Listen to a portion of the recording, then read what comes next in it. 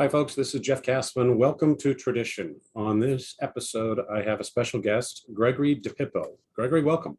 Welcome. Thank you very much. Of course. So, folks, if you're new to this series, what we're doing here is we are talking about the questions that traditionalists frequently have, the kinds of things that maybe you've always wondered about and you didn't know who to ask, or you saw the priest doing something strange. Or perhaps you're new to tradition and you don't know a whole lot and you wonder, why do traditional Catholics seem to do and say and believe things that are a little bit different from other folks that you might know? Today, what we're going to be talking about is liturgy, in particular, questions about the liturgical changes that were made in the 1950s, specifically to Holy Week. Now, if you've been with us for a few episodes, you might remember that a few weeks back, I interviewed Louis Tafari. He had a lot to say about the liturgical reform, in particular his advocacy for adhering to the 1955 changes. I think we might hear something different today. And if you're a regular guy or gal sitting in the pew, you might be wondering, well, why do these things matter? Why should I be concerned about it? Well, part of what we want to do as traditionalists are pursuing the formation of our consciences, pursuing the catechesis that most of us probably have not had. And understanding the liturgical developments of the 20th century, understanding the step-by-step changes that were made and where that got us to, and the role that these liturgical changes have had in the crisis in the church, well, I think those things are important. And if you do, you're in the right place. So why don't we get started? Gregory, tell us a little bit about yourself, if you would, just as a brief primer. Sure. So I was born and raised in Providence, Rhode Island. I was raised as a Catholic in those, very strange years after the council, particularly. So, my religious education was atrocious. My parents were of the generation that didn't really understand and had a hard time sort of mentally grasping what was going on in the church. And so, although I was never away from the practice of the faith, I think of myself in some sense as almost like a revert, in that I had to kind of learn everything about the faith from scratch, as it were, because it didn't come to me in religious education. I studied classics both in high school and college, and I was very fortunate. I had extremely good teachers. And they gave me one of the most important tools for learning about the liturgy, which is the ability to read Latin and Greek. And so, I pursued my studies in various places, including Rome. I lived in Rome for many years. I left last year, and I now am working for an organization called the Veterum Sapientia Institute that helps to promote the study of Latin as St. John the 23rd envisioned it should be promoted. So, but I've continued to, I've been studying the traditional liturgy and its changes for many decades. So, many decades, maybe many years. And I have been writing for the website New Liturgical Movement since 2008. The topic of changes to liturgy before the council was what I sort of started with. I read about lots of different things. But that's something which I've given a great deal of study to, and so I've been editor of the site for almost 9 years now. So, so that's sort of my main, focus. One of my main focuses in terms of the study of the liturgy. Great. So, from a personal standpoint, you don't look like you're old enough to have grown up with the 1962. No. How long have you been personally involved with attending the older liturgies? So I had a few experiences in the United States. I really came to know it when I moved to Rome. Fortunately, there was a continued presence of both the Fraternity of St. Peter and the Institute of Christ the King. And so I came to know both of those organizations. It just kind of worked out that there wasn't really anybody else to serve. And so I took over the serving, and I was the server. I organized the servers. I was the master of ceremonies for many years with the traditional mass there. And then the fraternity used to be in a very little chapel Then they moved to a much larger church called Santissima Trinitate Pellegrini. So basically, until I left Rome, I frequented the traditional mass there. And I continued to help out with the ceremonies on some occasions. So I still have many friends there. So, and now that I live in Charlotte, North Carolina, there's a traditional mass community, which I go to occasionally, but I actually mostly go to the Byzantine Rite as well. So since you spent some time in Rome, I know you've been back, you said now for a year, but since you spent some time there, can you give us any idea about what's happening on the ground right now? I'm sure you still have friends. What's happening in Rome itself as it regards the access to the traditional liturgies since Traditionis Custodes? Well, with the recent decree with the Holy Father said to the Fraternity of St. Peter that you can continue to use the old books, which in my understanding applies to all of the other former, as it were, Ecclesia Dei institutes. It will continue to be there. I don't have any reason to believe that it won't. It is certainly the case that not just in Rome, but in Italy generally, Summorum Pontificum was never applied. Or I shouldn't say never, that's a bit of an exaggeration, but barely applied. In most places, no priest would dare to avail himself of the rights that were given to him by Summorum Pontificum. Rome is certainly one of those places. And so there's no question that, I mean, it didn't really change. Traditionis Custodes hadn't changed anything. It's not like there were, a bunch of parishes that were doing it anyway. So in that sense, it hasn't made a tremendous difference in that specific matter. So, okay. Let me ask you, when did you start to investigate the 1955 Holy Week changes? Because most people come to the Mass and that's kind of an amazing experience for them, especially if they grew up in the Novus Ordo or if they grew up in a different rite or if they're converts. Just making the transition to the 1962 is kind of overwhelming, and it might take years, or even for the average Sunday Mass going attendee, it might take decades even to really plumb the depths of just the Mass itself. Trying to get into all of the Holy Week liturgies, which obviously they, by their very nature, we're exposed to them much less often. They're extensive by themselves. To move beyond what most people would see to get into these questions about the previous liturgies, that's a little bit unusual. How did you get to that point? How long ago was that? Well, for me, pretty much the beginning of my exposure to the traditional liturgy, which would be in 1993. By pure accident, the very first two liturgical books that I managed to acquire back when they were hard to find and ridiculously expensive were a Liber Usualis that was printed in about 1950 and a breviary printed in 1941. And I had no idea that there had been subsequent changes in the 2 decades after these books were printed. I encountered that about maybe 2 years later, something, and I just remember it was actually the breviary that I discovered first, and I picked up a 1961 edition of the breviary, and I honestly thought I was looking at some very bizarre misprint, because I was like, well, where's all the stuff? Because gigantic amounts of material were removed from the breviary by the two reforms of 1955 and 1960. And so then, the same collection where I was investigating, I came across a missal, and I was discovered fairly rapidly it was the same thing, that the Holy Week had been very considerably altered. And one of the things that I noticed, one of the first things that I had noticed when I got the Liber Usualis was the ritual of the 12 prophecies, which I thought was, wow, this is really a remarkable thing. And then I discovered, I found a later copy and said, well, there's only 4 now. And so that was what sort of led me to investigate what these changes were specifically. So, well, why don't we go ahead and jump into it then? I sure. think that's certainly what most of us are interested in. Okay, there were changes.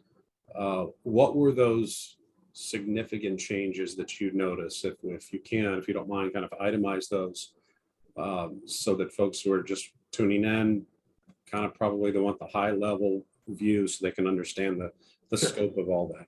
Sure. Trying not to get too deep into the weeds, as it were. It starts with the blessing of the palms, which in the historical form is structured like a mass. Not exactly like a mass, but because it's the very first ceremony of Holy Week. Holy Week commemorates, among other things, the institution of the Mass.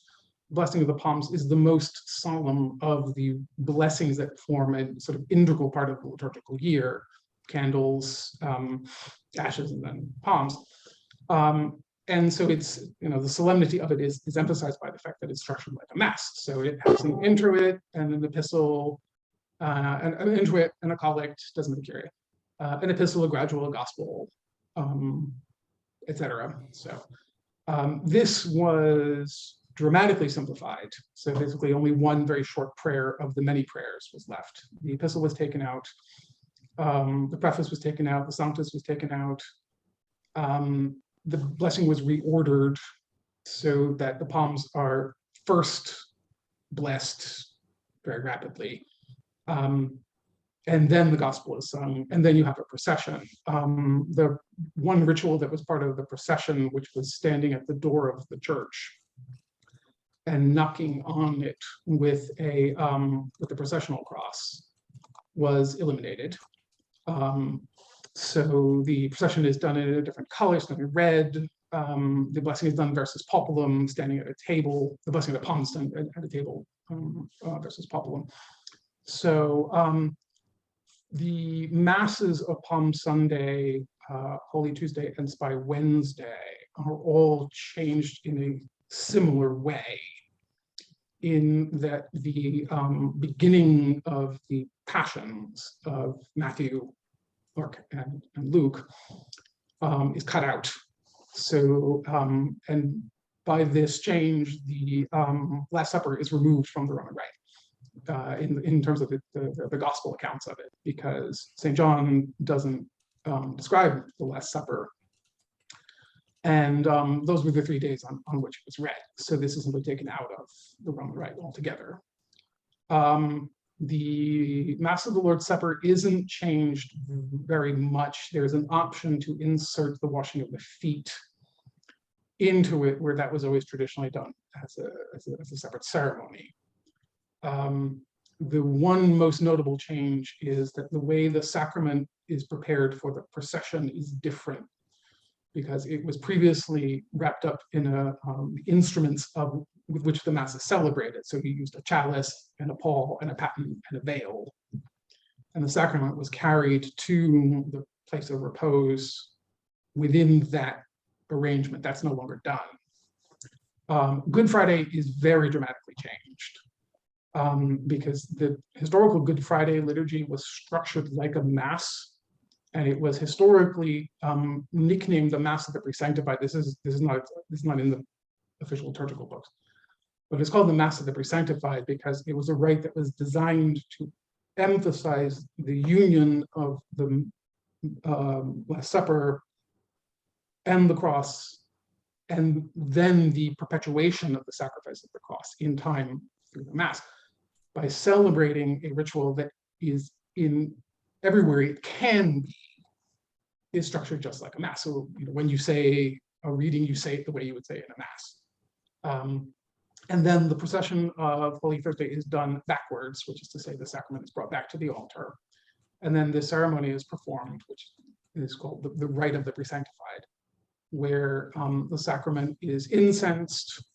The priest performs the Our Father is sung, the priest performs a fraction and puts the particle into an empty chalice, a chalice of unconsecrated wine, and consumes it. And so then the church is left empty without the sacrament. Communion was not given to the faithful at that ceremony for many centuries. It had been once upon a time. And so that ritual was completely redesigned so that at every single point, what you are doing in a way different from the way you would be doing it if you were celebrating a Mass. Then with the Easter Vigil, the blessing of the Paschal Candle is simplified. There were formerly multiple prayers of blessing. It's reduced to one, like with the Palm Sunday.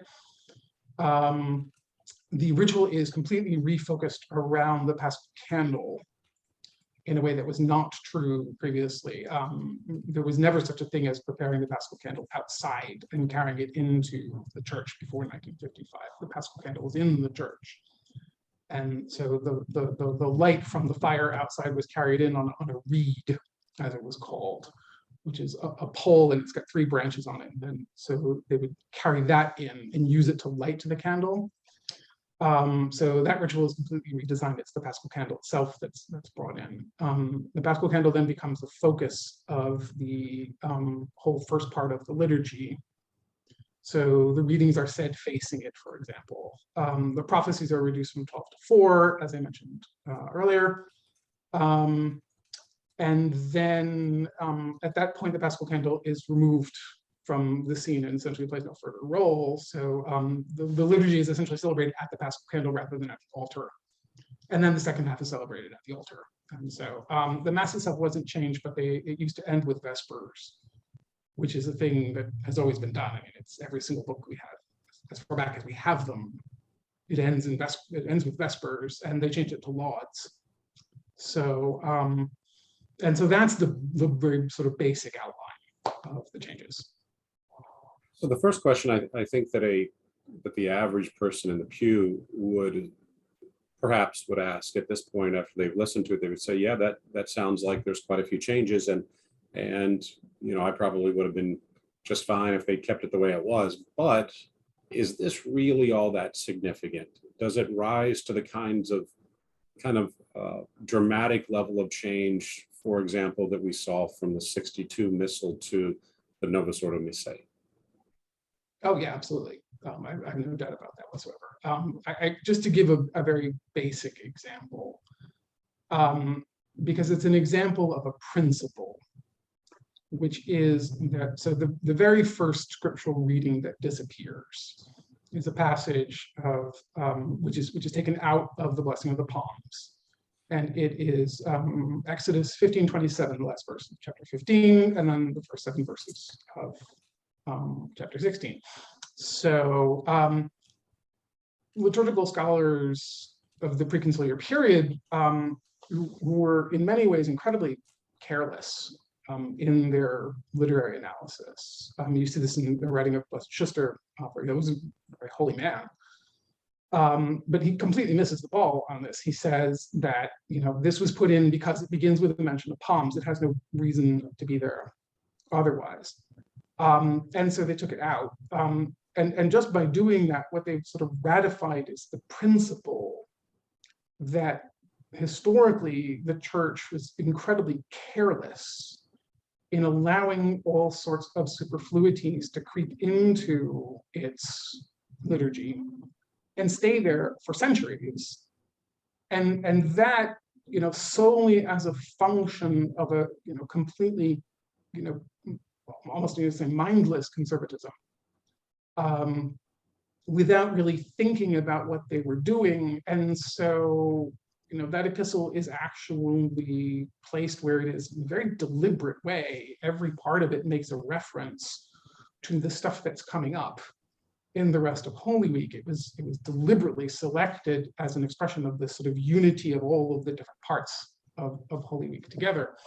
So, but, you know, also something like, as I mentioned before, you know, taking the Last Supper out of the Roman Rite is a bad idea. I mean, and was recognized as such, because when they created the Novus Ordo, they put it back. But I mean, that deletion of the synoptic accounts of the Passion removed the gospel account of the Last Supper from the Roman Rite.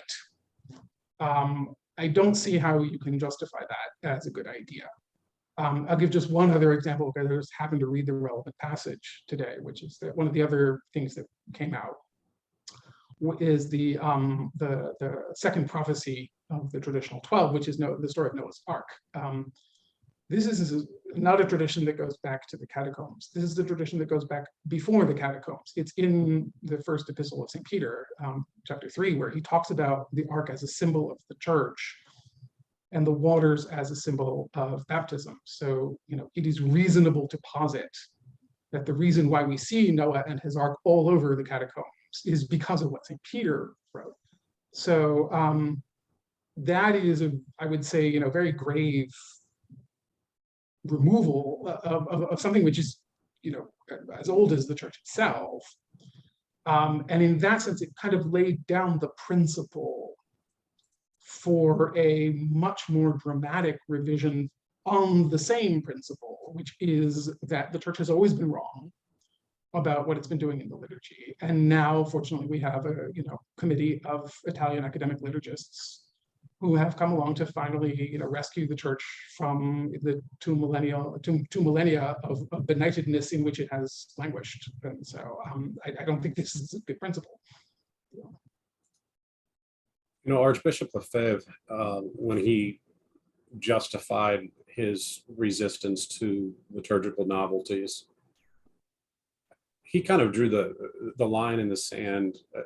I think we could paraphrase it to say that the Holy Father has the authority to make changes to the liturgy, but we're gonna resist once those changes become dangerous to the faith, or where there so much has been removed that central elements of expressing dogmas are lacking, and now the liturgies become kind of open to suspect interpretations, or even potentially open to heretical interpretations such that they might be acceptable to Protestants, for example. Sure. I'm sure I'm going to get a lot of criticism for the way I just paraphrased his position, but his statement was, hey, we've got to defer to the Holy Father, but if something is dangerous, that's where we draw the line. Do you draw the line with the 55 changes to the Holy Week? Do you say those changes represent a danger to the faith? I wouldn't say that I have a line to draw. I believe that every change should be, and I mean every change, going back as far as they've ever been made, should be analyzed on its own merits.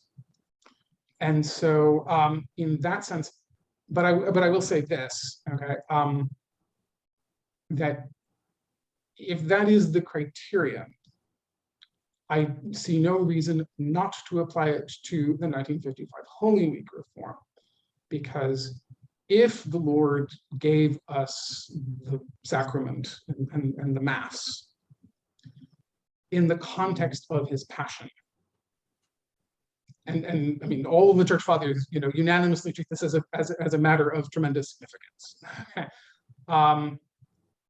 To then remove the account of the Last Supper from, not just from Holy Week, but from the Roman Rite, as told. And I should say, to clarify, of course, we still have the Pauline accounts, which are read on various occasions. But to take those readings out of Holy Week itself, and to also create a Good Friday liturgy, which is at every point completely divorced from the Mass, where the previous rite was deliberately designed to emphasize the union between the sacrifice of the cross and the Last Supper in anticipation of it, and the Mass in perpetuation of it. I mean, I don't see how you can fail to draw the same conclusion, that this is at least patient of a very dangerous interpretation, which simply divorces the Last Supper altogether from the sacrifice of the cross, which is what we are, currently laboring with. That, the idea that when Christ said, "Do this in memory of me," that it was solely that he may be remembered, and ignoring the whole aspect of the sacrifice of the cross being perpetuated in time. I cannot think of, I'm open to an argument, but I've never seen one, as to how you can avoid that conclusion from what was done to Holy Week in 1955. And therefore, I don't see any reason why you wouldn't apply Archbishop Lefebvre's argument to that reform as to subsequent reforms. The first time I ever heard the argument about the 55 versus what came before was from sedevacantists. And to put it in context, I live in Nashville, Tennessee, and the only traditional mass that was offered here in this diocese until, I don't know, perhaps 6 or 7 years ago, was offered by the Society of St. Pius X. They had a mission chapel. And so the priest comes in, he flies in from somewhere, and they offer mass on Sundays. There never was a Holy Week liturgy. So, and I think a lot of people over the last couple of decades were probably in that situation where they maybe went to the traditional mass on the weekend, but they probably were never seeing these Holy Week liturgies. Sure. So when I first heard about the kind of the controversy, if you will, it was from sedevacantists, and by a bizarre set of circumstances, I've been friendly with some really prominent sedevacantists, Jerry Matitix, who at one time lived here in Nashville and has been a family friend, and Thomas Durleski and Father Cicada. It seems like that was a major point for a lot of the sedevacantists, was the Holy Week liturgy. And for Catholics like myself, that's a little bit scary to say this is the kind of one of their banners, one of the points that they make to justify their level of disobedience, to the point where they even say, hey, no pope, no legitimate pope could do these things. Does it concern you at all that kind of that they're making the same claims? I mean, obviously you could say, well, they could be wrong about lots of things and be right about that. But does it concern you at all that the history of this kind of liturgical divide, if you will, I don't want to use the word schism. No. I'm particularly sensitive to that. But does it concern you at all that this has been kind of a sedevacantist claim, at least until recently, when it's become more mainstream? No, not at all. Because the critique itself is completely legitimate. And so it doesn't bother me that it was made by sedevacantists any more than sedevacantists' belief in the Trinity dissuades me from believing in the Trinity. And I mean, Father Cicada, for example, also wrote I have to say, I read this a very long time ago, so I may be remembering its contents somewhat inexactly. But Father Cicada wrote a critique of the reforms of the collects of the Roman Rite going from 1962 to 1969. One of the things he pointed out is that there is a systematic extirpation of all references to miracles in the lives of the saints. That every collect that says, "Oh God, who through the miracles and preaching of Saint X performed, did X, did Y thing for the church," these have all been reduced. Specifically, Saint Francis Xavier, who now only converted the Indies by his preaching and not by his miracles. This is a legitimate observation on Father Cicada's part. It doesn't cease to be legitimate from the fact that Father Cicada was a sedevacantist. And so, and likewise, I would say that these observations about the Holy Week question don't have any relevance to the fact who made them. I mean, I consider it regrettable that the sedevacantists were the ones who made it an issue first.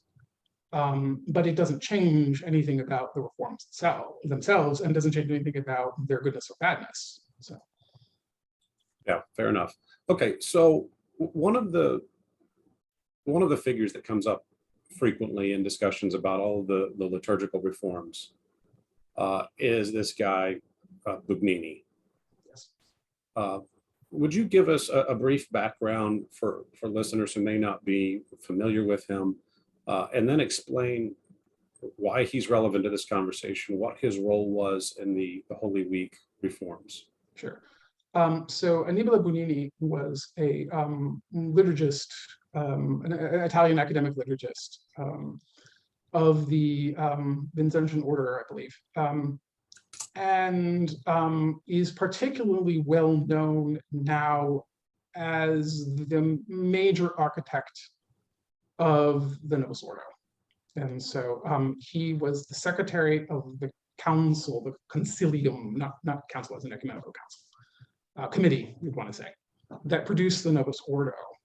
And so the he had a very, very, very powerful influence by all accounts. Hildebrand told the story about how she spoke with a cardinal, I think it was Odie, but I may be wrong about that, and you know, pleaded with him to speak to Paul VI about this. And Odie said, I would, if I could, I would go into the Pope's office, I would fall down on my knees and beg him to stop this. But I can't, because here Bugnini is in charge of everything. Bugnini is in Bugnini comanda tutto. And so,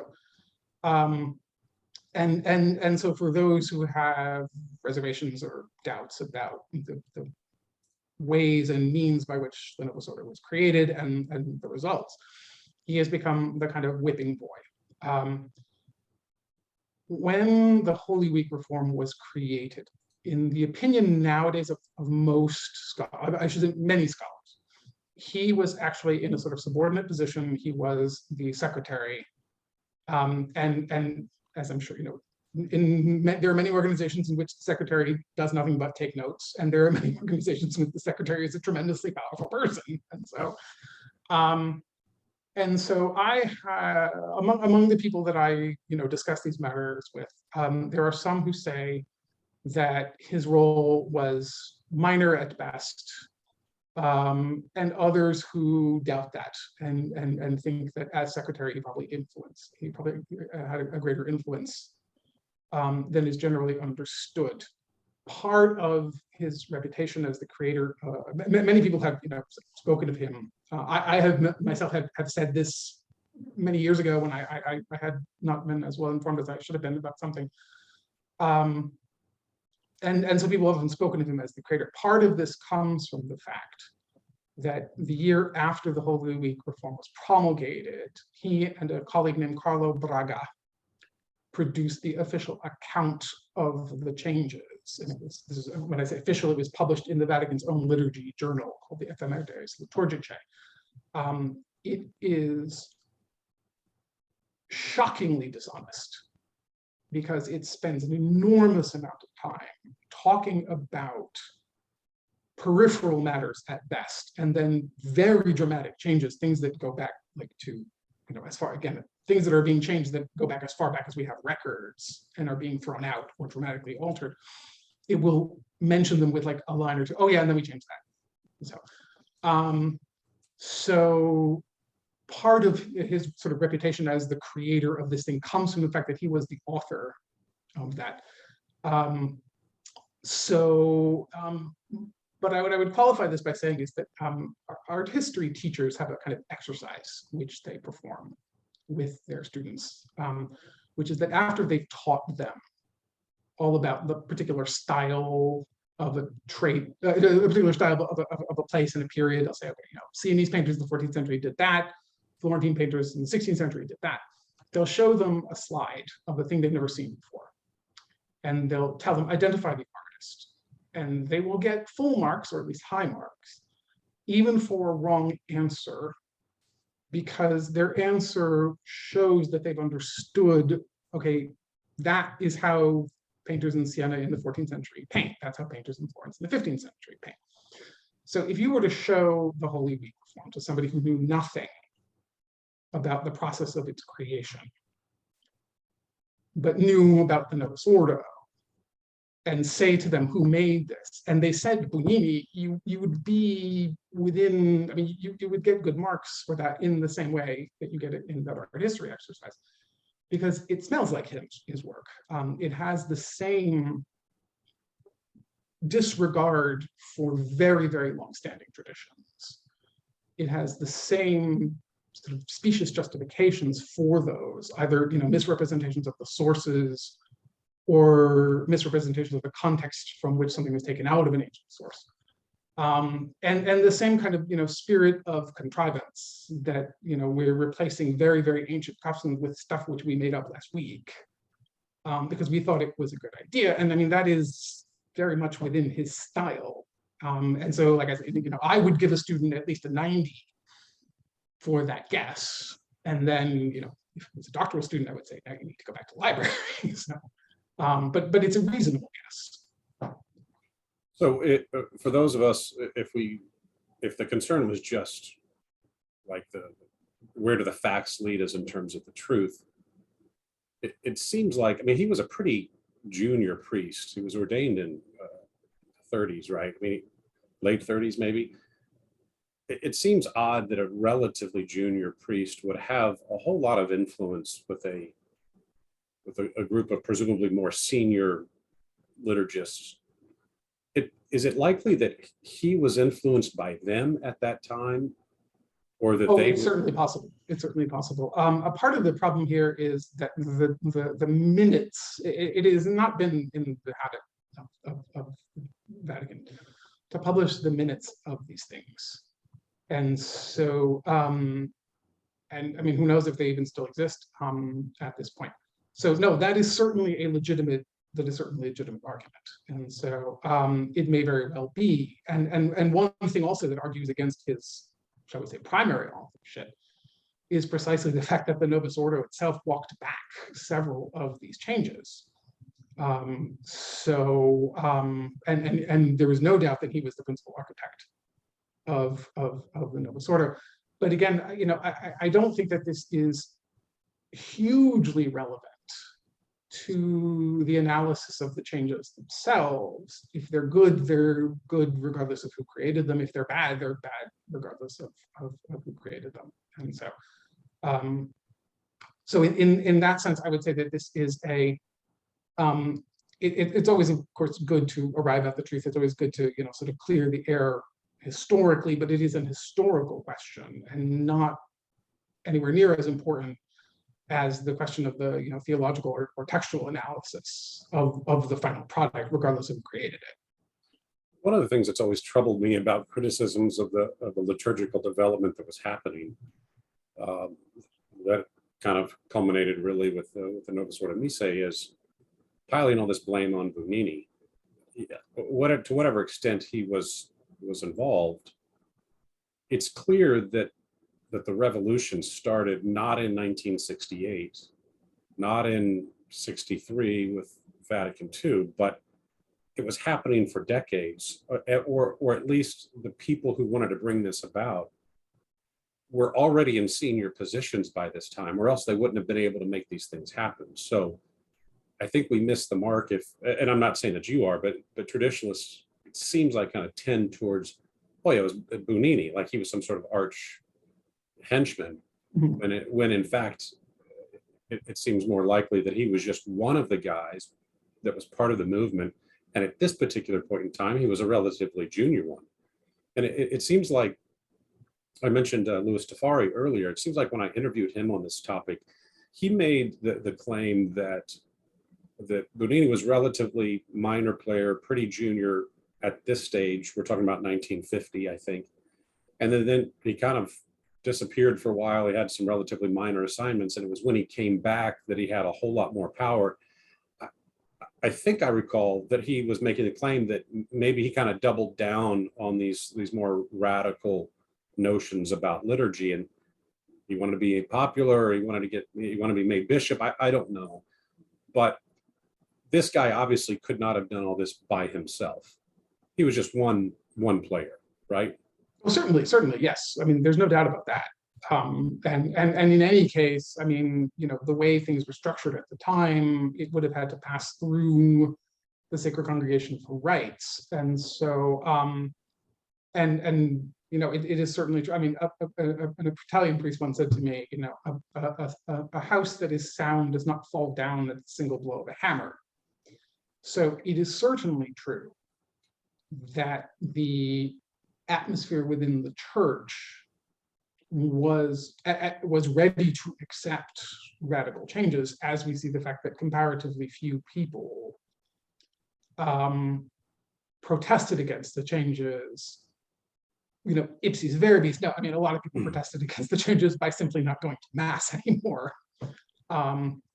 But it is certainly true that a lot of clerics didn't speak out against them. I'm sorry, That did you say, I want to make sure I heard you correctly. Did you say not a lot of clerics spoke out against these changes in 55?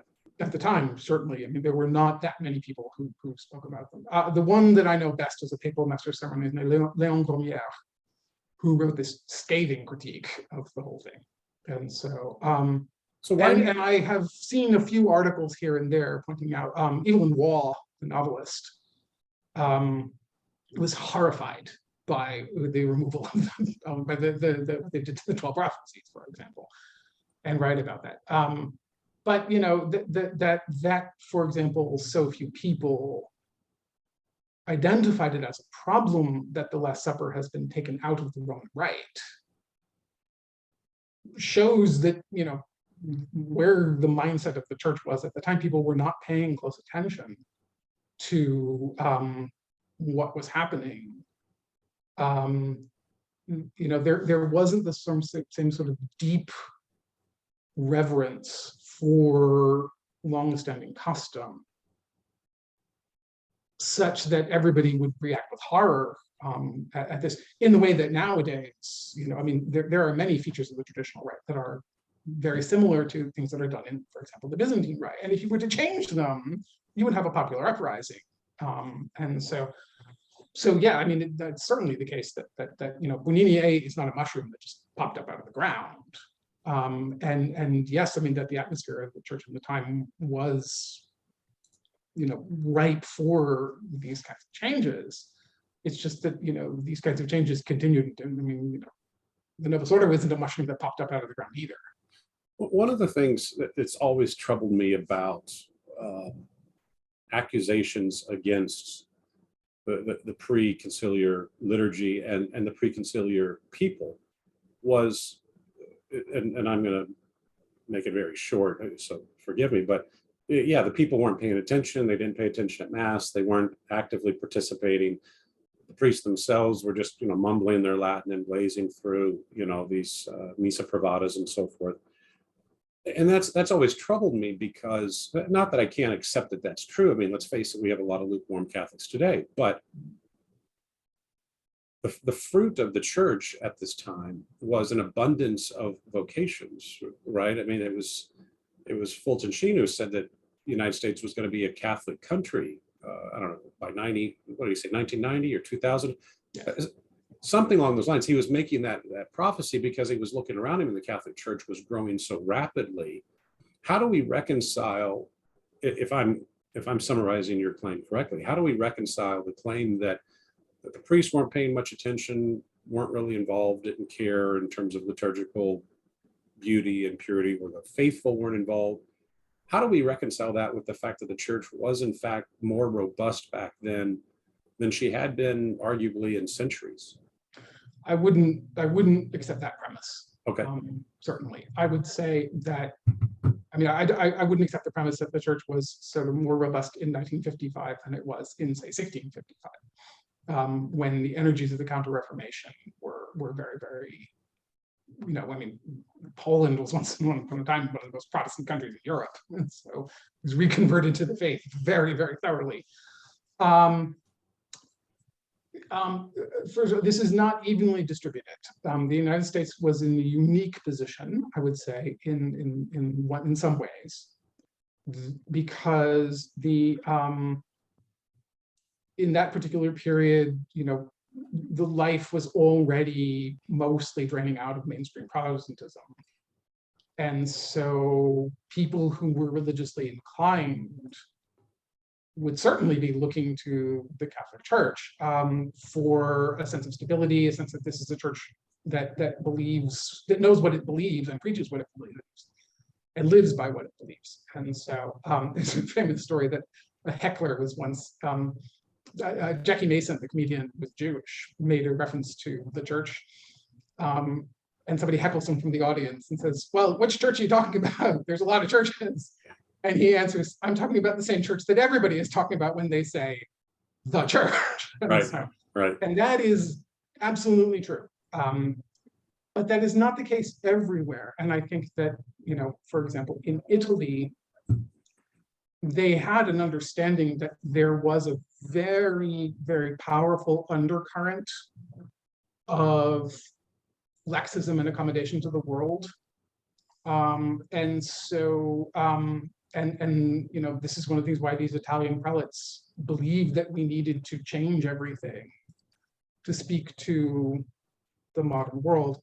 But then that has to also be, you know, sort of the other qualification is that, you know, particularly with the great era of revolution starting in, you know, France in the 18th century, that as one Catholic society after another falls to the forces of revolution, the papacy becomes the focus of all resistance to the forces of revolution and the forces of the dissolution of Catholic and Christian society. So that by 1950, 1955, it was unthinkable to challenge anything that came from Pope. So that, you know, I think it's fair to say that if, for example, in 1925, if any ordinary bishop had said, you know, maybe we should take the gospel accounts of the Last Supper out of the Roman Rite, that he would have wound up in front of the Holy Office.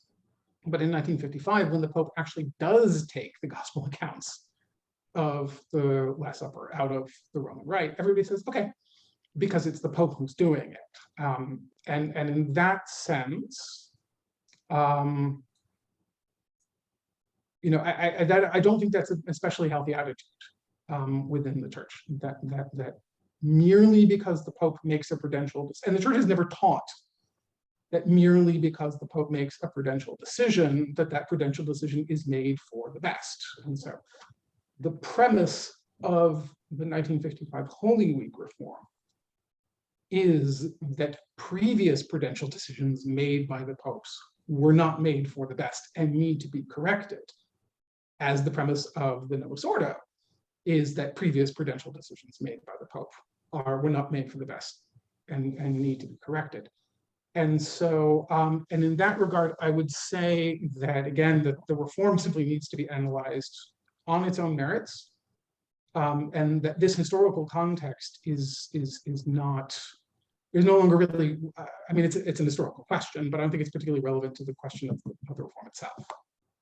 We live in a time, it seems, of hyper-papalism, and you've been talking about authority and perhaps the reluctance of people in the last century to speak out simply because of that, right? Because the authority of the Pope or their superiors in general.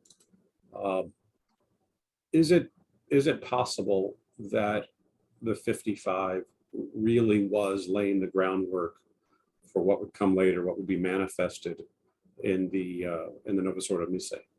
Oh, absolutely. I have no doubt of this whatsoever, because it's based on the same it's based on the same sort of premises and principles, which is that the authentic, which, you know, in those days, authentic was a word to conjure with. If you could say something was authentic, well, obviously you have to go back to that.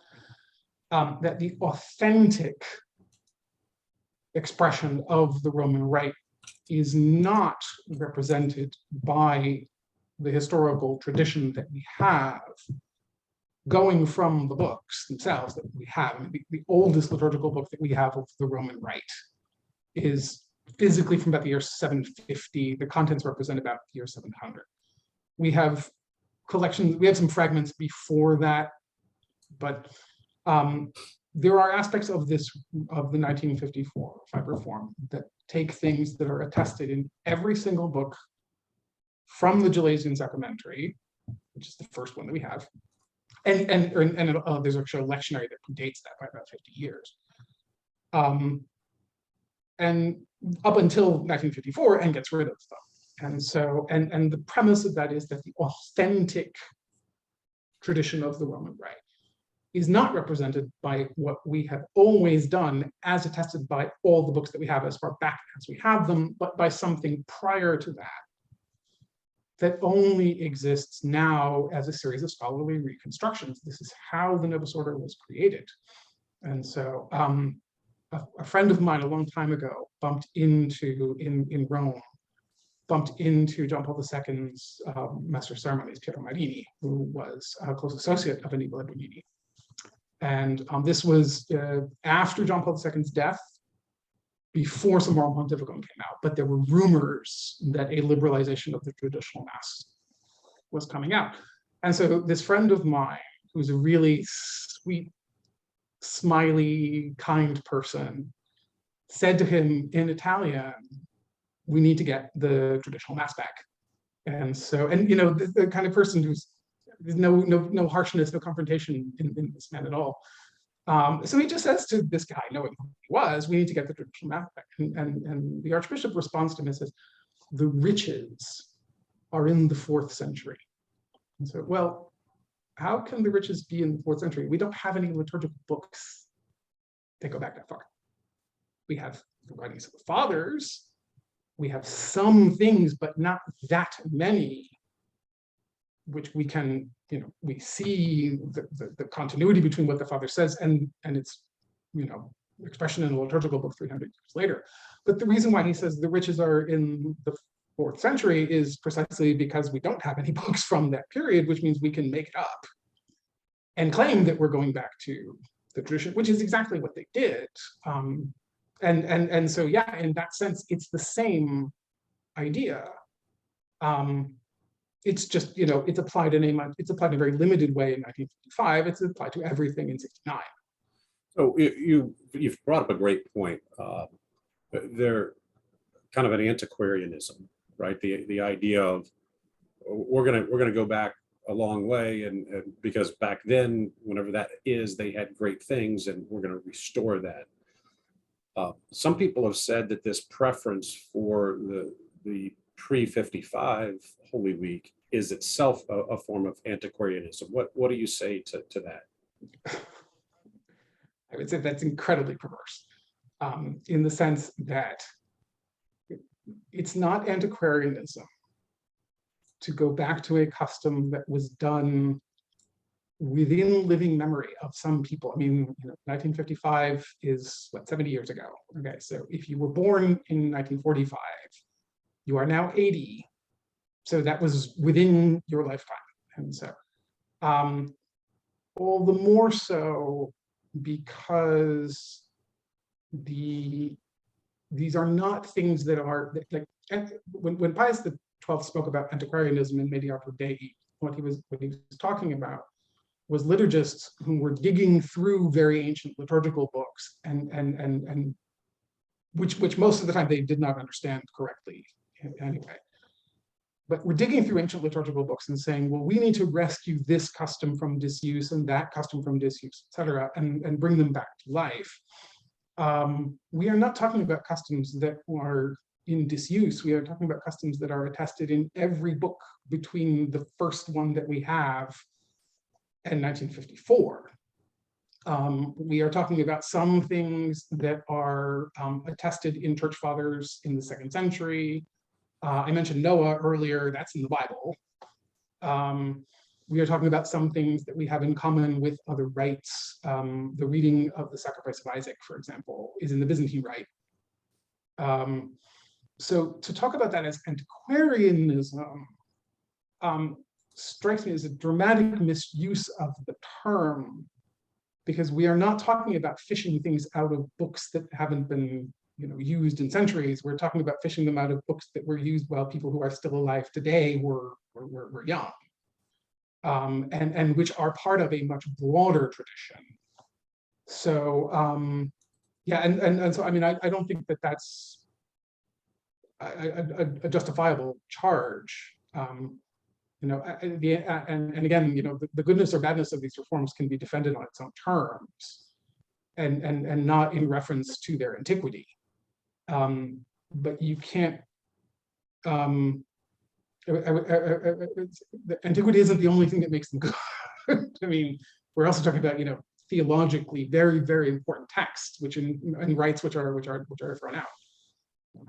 Why do you think that the liturgical progressives had this sort of success in 55, but the 62 Missal doesn't bear any signs of that kind of modernistic sort of meddling around. It was another, 7 years before they got their way. What was happening in those years? Did they just stall out? Did they lose some of their people? To me, between it's kind of 55 and 62. Yeah, it's kind of a curious thing Sure.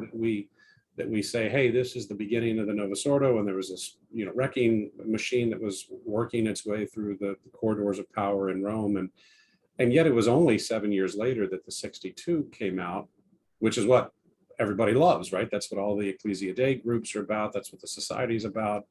All these traditional priests, diocesan priests who want to say the traditional mass, it's all about the 62. Doesn't that seem kind of odd? Was there a hiccup, or what happened in terms of their plan between 55 and 69? So I think that, first of all, nowadays the choice of 1962 is simply determined by the prudential decision of Archbishop Lefebvre. Those were the books which he decided the society was going to use.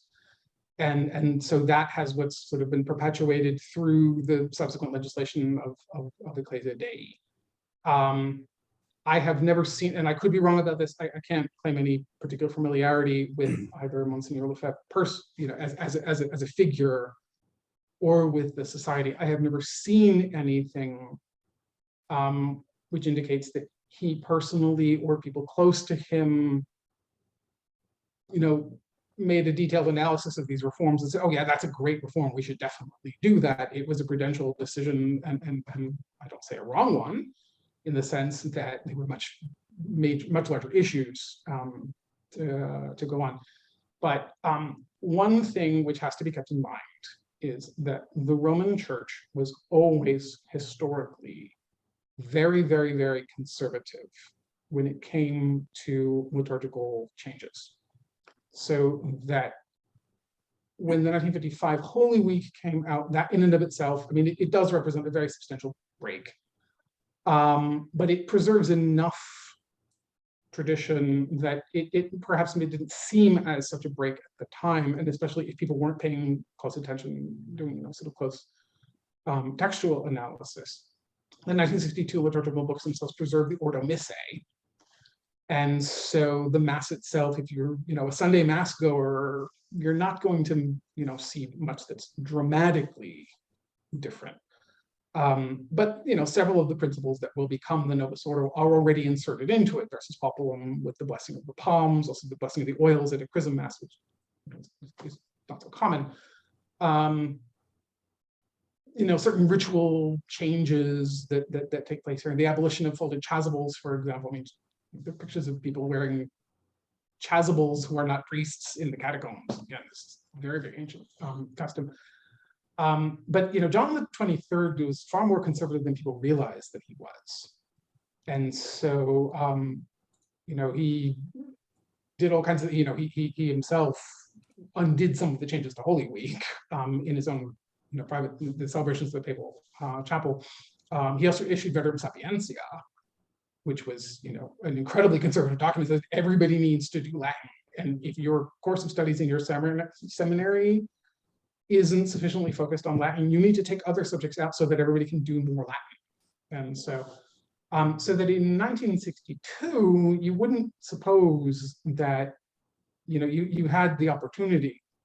By 1964, 1965, when the first set of changes were issued in the wake of Sacrosanctum Concilium,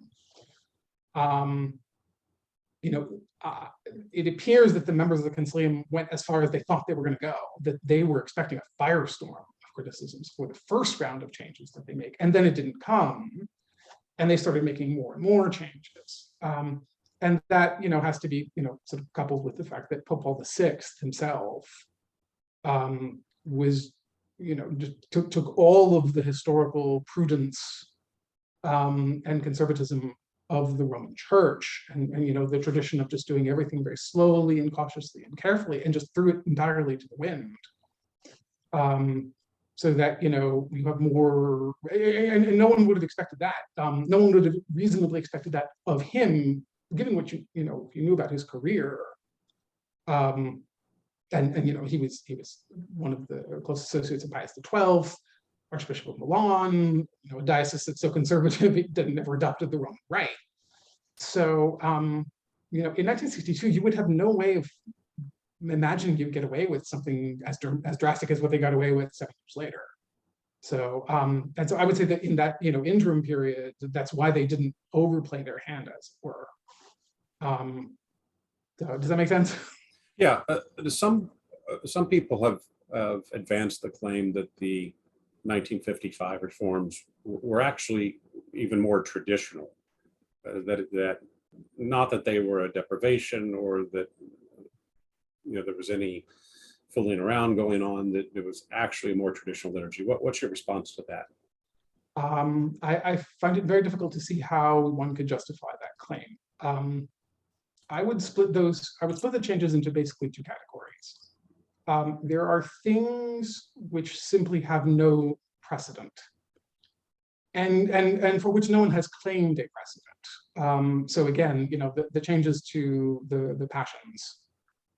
There is no such thing as a Roman lectionary that does not include the beginnings of the Passions of Matthew, Mark, and Luke. There is no such thing as a Roman Good Friday ceremony that doesn't include the fraction rite. Now, it may include it in different ways. We have very clear attestation that this was done in different ways. But we have equally clear attestation that it was always done.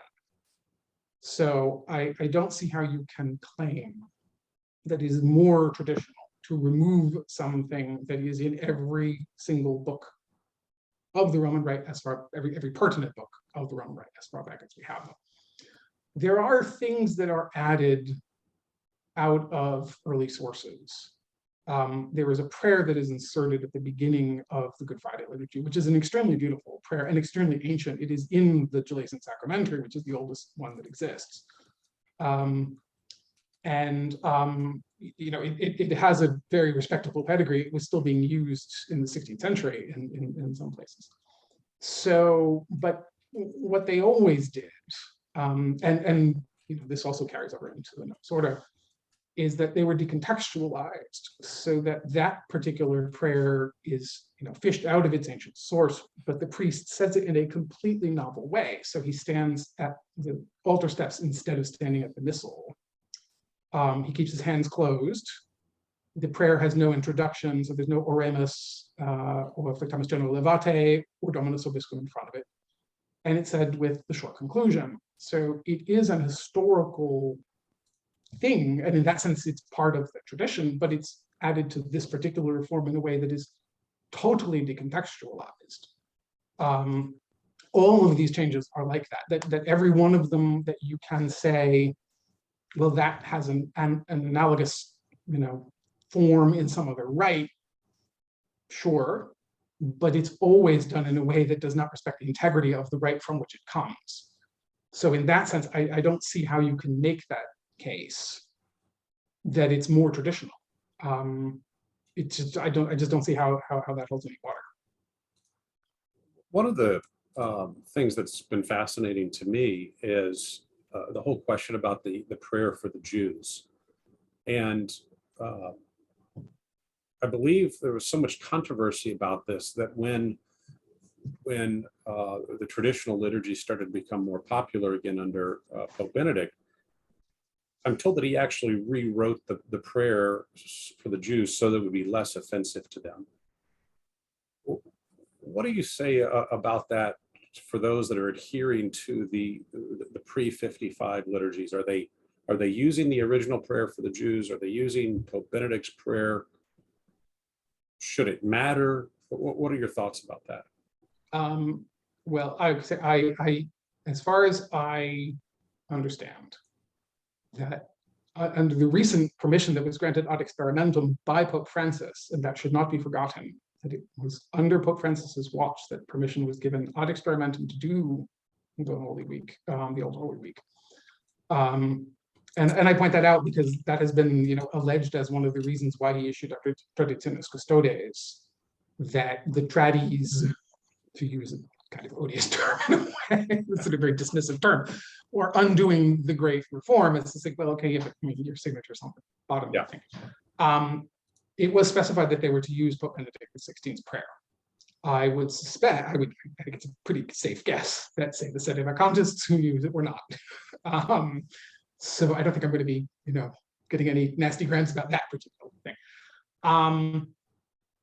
But I would also say that the reason why this became an issue was, above all, as part of a bad faith effort, and I don't have any reservations about saying that whatsoever, on the part of the German bishops to block the moral pontificate, because they were the ones who really brought it to the fore, where, for obvious reasons, how the church speaks about the Jewish people is a particularly sensitive issue. And knowing that they were preaching to the choir, the German bishops brought this topic to the fore as a way of sort of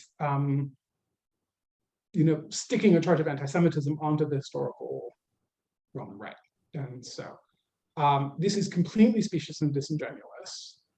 And Pope Benedict, being the gentleman that he is, and it's a good thing I'm not Pope, because I would have written to them. I would have said to them, you're being specious and disingenuous, and this is not how Catholics speak to each other, but that's why I'm not Pope. But being the gentleman that he is, he came up with another prayer.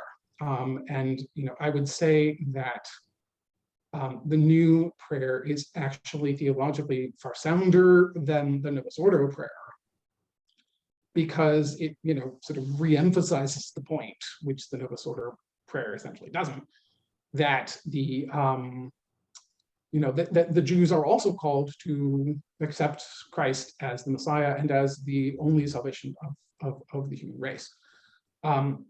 That being said, I would say this is a very, very, very minor point. From a theological point of view, it is the least significant change that was made to Good Friday. The changing of the rite of the pre-sanctified and the divorcing of the Good Friday ritual from the ritual of the Mass is a far more significant change. And I've said to friends of mine, I will say any or no prayer for the Jews, but the Mass of the pre-sanctified is the hill to die on. In your comments, you talked about the permission given by Pope Francis. Does a Catholic priest have to get permission to say the pre-55 Holy Week? This is a question for canonists, and I am not a canonist. And therefore, I prefer to draw silence over it, because I instinctually, I would say, honestly, I want to say no. And so, however, there are much broader considerations here, which I am just not qualified to speak to. And so I would, that's the thing. I mean, I could recommend a canonist to speak about that. I'm just not qualified to give a real answer to that. And you can probably get you ask enough candidates, you'll get the right answer, right? Oh yeah, eventually, yeah. I mean, torture the data and they'll confess to anything. So. Well, I have a lot of friends who are, they're not traditionalists. They might even be hostile to tradition for various reasons. And one of their criticisms is that we trads kind of pick and choose what we like. That the church has a long history of liturgical development and has always been adding and removing things. And someone pointed out to me that at Trent, a whole bunch of things in the liturgy were suppressed, and like the tropes that the Kyrie were suppressed, which I think was a mistake. Those were beautiful. If you go on YouTube and listen to those things, they're awesome. Yes. But anyway, their claim was, hey, you trads really are just Protestants because you're rejecting the church's authority to do what she pleases with the liturgy. And that there's a long history of removing things, and you accepted Trent. Who are you to, reject these changes today? What is your response to that criticism? Sure. Well, okay, so I would say, first of all, to the charge that that's a Protestant attitude, I would say that is also deeply perverse. Protestant doesn't mean that the word Protestant means that you reject like 5 of the 7 sacraments. You reject the idea that tradition is an authentic witness to the will of Christ. You reject the idea that there is anything that is revealed truth outside of the contents of the Bible. It is not Protestant to reject prudential decisions of the church. And so if it were Protestant to reject prudential decisions of the church, we would have to accept the prudential decision of the church to allow wealthy cardinal of a wealthy family like the Medicis, although this is kind of unfair to the Medicis, they were actually not the biggest offenders on this thing, to be Archbishop of 5 different sees simultaneously, collect the salaries attached to those positions and do none of the work related to them, which was one of the major abuses that Trent dealt with. And one of the things that the Protestants complained about, and they were right to complain about it. And so in that sense, I would say that's simply not what being a Protestant means. Protestantism is a specific set of theological changes, theological heresies. Okay. In terms of the broader prudential decision of the church, this brings us back to the prior point, which is that the Novus Ordo itself is based on the premise that the church had depending on which one you ask, 1,000, 1,500, some of the more extreme ones would say something closer to 2,000-year-long record of making bad prudential decisions about the liturgy. Anibale Bugnini said that the fact that the Roman Rite only has one canon is the product of, quote, centuries of liturgical decadence. So the fact that we now have multiple canons comes from an understanding that the church had always been wrong to have one canon. The Roman church had always been wrong to have one canon. And so if that argument cuts for the traditionalist critique of the changes, it cuts for Bugnini's critique of the historical tradition. And I don't see any way around that either. That being said, the nature of previous liturgical tradition, previous liturgical changes, including those at Trent, has often been misunderstood. Trent did not abolish the tropes or the sequences. Trent didn't do any of this because the Council of Trent said this is a matter for the Pope to deal with, and so the Pope who did it. But because the Roman tradition had always been so extremely conservative, these embellishments to the right, like the trope, and I agree with you, by the way, trope kyries are awesome and we should have them a lot. And so, but the Roman church was always extremely conservative about embracing things like that. And so where the trope was very well developed thing in, say, England, it wasn't really used so much in the papal court. What Pius V did was he created his edition of the Missal is almost exactly the Missal that was already being used in the papal court. And what he did then was give everybody permission to take on the use of his Missal. Nobody was required to take it on if their liturgical tradition was more than 200 years old. And so, but a lot of people did, because they believed that was an important way of, sort of showing the unity of the church in reaction to Protestantism, which means when they take on this new Missal, they take on a Missal that doesn't have tropes and doesn't have sequences, for example, or only has 4 sequences. Okay. But there's a difference. This is a difference in kind and not in degree, because those are things that could very easily be undone. If you want troped kyries, all you have to do is publish a book of them and say, sing those, and it's done. And I've seen this if you want sequences back, publish a book of sequences. There you go. Use those whenever you like. This is dramatically different. I would say different in kind and not in degree to changes that cut very, very much deeper into the bone. That is to say, of altering things which are consistently attested in all of the books of the Roman Rite that we have, and either making them optional or getting rid of them. And so it's a completely different procedure. And in that sense, I would say there is no comparison to be made between the changes that came in after Pius V even Pius X's breviary reform is, I mean, it does certainly represent a breach with the past, but it's not anywhere near the same kind of breach as the Holy Week or the change of the breviary in 60 and everything in 69. When I first started addressing this topic publicly, it's been a few weeks now, when I had my first interview with Louis Tafari talking about those changes and explaining his position, which is, I think it's fair to say, very much the position of the Society of St. Pius X as it regards where they drew their line. I was really surprised by the amount of feedback that I got, some of it quite hostile. And one of the folks, I think it was on Twitter, which maybe that goes without saying, it's a dangerous place to be. This person said if he didn't have access to the pre-55 Holy Week liturgy, he would not go to the, I assume what he meant was that he would not go to the 55.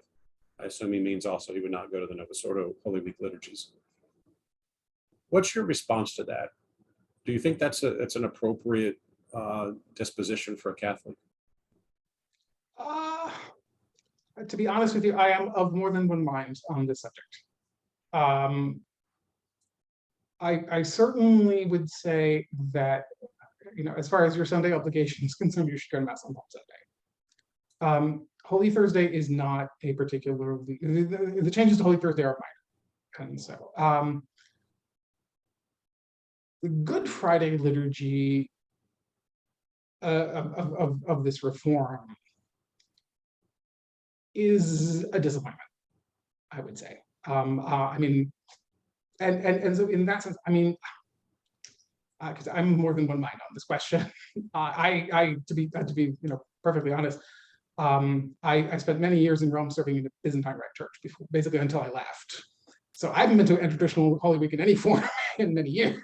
And so I shouldn't say that's actually not quite true. I have attended a few of the services that squeezed in around the Byzantine schedule, but I mean, I can certainly understand why somebody would find the Good Friday liturgy particularly disconcerting, in that it is, going out of its way to be weird. It's going out of its way to do everything differently from the way you would do it in the Mass.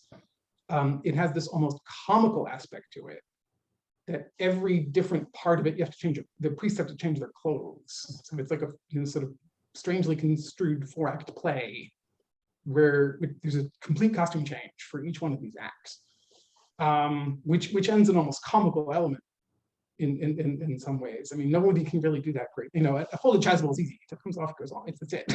So, but and again, in the Novus Ordo, this was mostly walked back. There's no costume changes in the Novus Ordo version of Good Friday.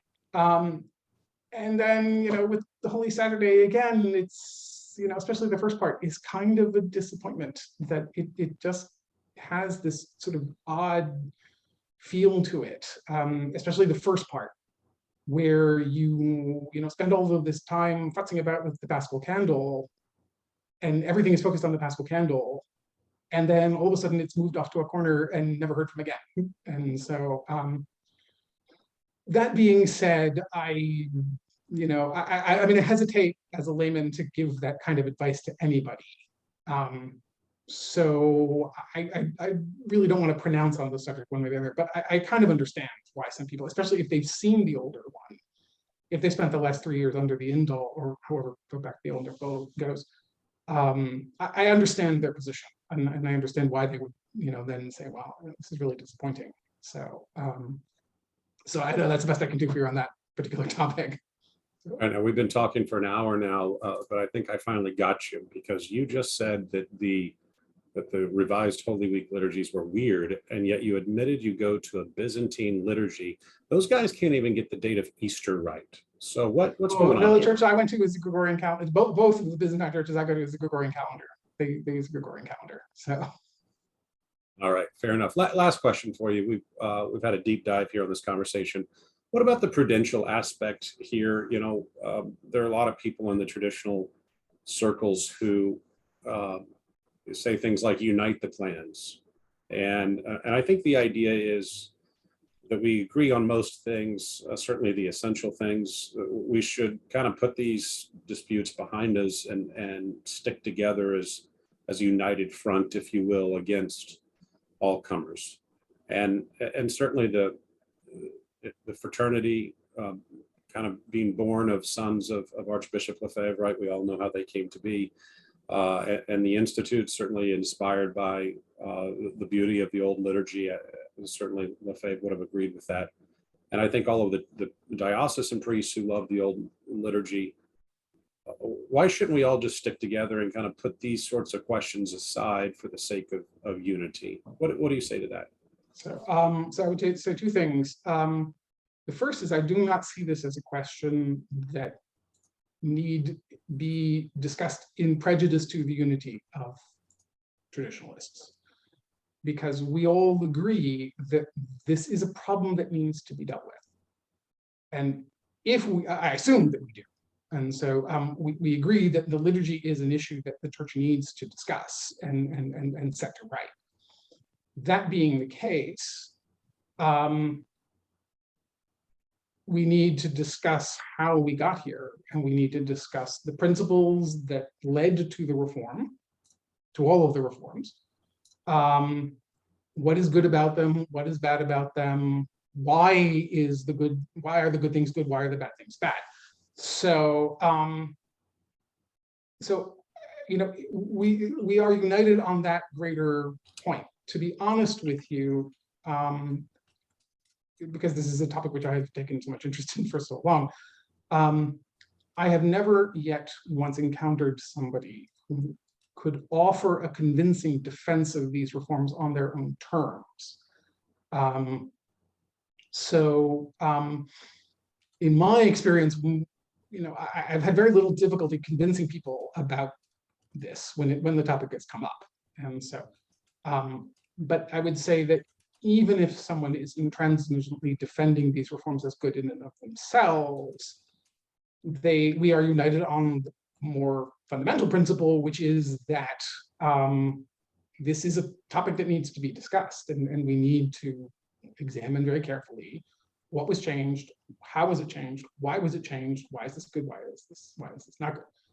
But I'm glad you mentioned the idea of the diocesan clergy, because what I think is the worst danger in to the traditional movement, and the movement to preserve the traditional right, is to become something which basically what happened to the High Anglicans. Monsignor Rundle Knox talks about this, that he converted to Catholicism in like 1912, I think it was, roughly around there. And one of the things that drove him out of the Anglican Church was that the High Anglicans had totally lost their sense of mission to the rest of the Anglican Church. That as long as we're allowed to have our smells and bells, I shouldn't say it that way. I don't mean to be disparaging to them, but as long as we are allowed to celebrate the liturgy in a manner that is beautiful and consonant with the historical tradition, then leave us alone, and the rest of the Anglicans can go hang themselves, as far as we're concerned. And that was one that drove Monsignor Knox out of the Anglican Church. In like what manner, we who have the privilege of being able to attend the traditional mass cannot just keep this to ourselves. It is a treasure that belongs to the whole church. I agree with Pope Benedict on that 100%. This needs to be for the entire church. That being the case, I think that we do have a serious problem, that as we encounter particularly the diocesan clergy who for the most part have this as now especially only have this as a privilege that's given to them in dribs and drabs, I don't think we can make a credible case that this is an authentic representation of the fullness of the tradition, when it has so many things in it that are already part of the Novus Ordo. That's the Holy Week reform, but also the breviary, which by 1960 has been mutilated in the most bizarre way. Almost a vast proportion of the patristic and hagiographical readings have been taken out.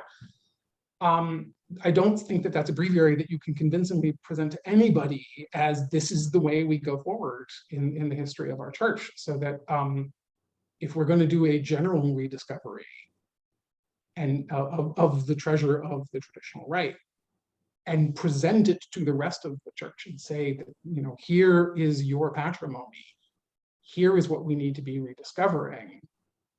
I think we can make that case much more credibly with the pre-reformed versions of all of the books. So, and let me just add one last thing. I know we've gone a long time, but to say that doesn't exclude the possibility of also future careful examinations based on real scholarship and based on an authentic reassessment of the fullness of our tradition, such as the things that are found in those ancient sacramentaries. I don't have any problem with that as a matter of principle. So, but yes, I mean, and in that sense, I think that is what the clans should first unite around, is the idea that we're not just keeping this for ourselves, but that we want it to, you know, be lived and loved and known by the entire church as the treasure that it is. Folks, you've been listening to Gregory DiPippo talk about the Holy Week liturgical reforms of 1955. We've had an extensive conversation. He writes for the New Liturgical Movement. Gregory, any final words? Only to say that if your readers have questions about these things, there is an email address publicly available on the website, and I would be happy to answer their questions, or more likely direct them to an article that I've already written about these questions. And you know, I'm happy to do whatever I can to, you know, help people come to a deeper understanding still of these issues beyond this conversation. Well, thank you for being with us. God bless you. Thank you very kindly for having me. It's been a real pleasure. Friends, thank you for watching and listening. If you've enjoyed this, please like it and share it with your friends, and stay tuned. We've got a lot of great interviews coming up on our next episodes. Have a great day.